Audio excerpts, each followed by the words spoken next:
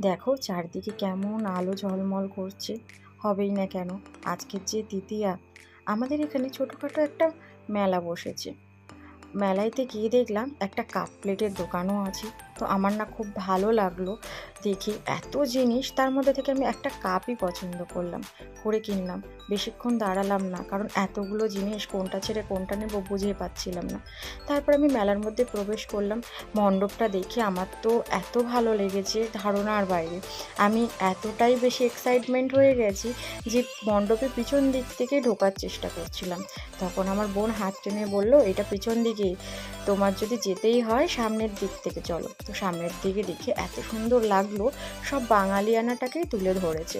তারপরে মেলাটাকে বেশ আমরা ঘুরলাম, অনেক চড়ার জিনিস এসেছে, খাওয়ার জিনিস এসেছে, কিন্তু আমাদের গন্তব্য একটা জায়গায় ছিল, যেটা হচ্ছে কানের দুল, জুয়েলারি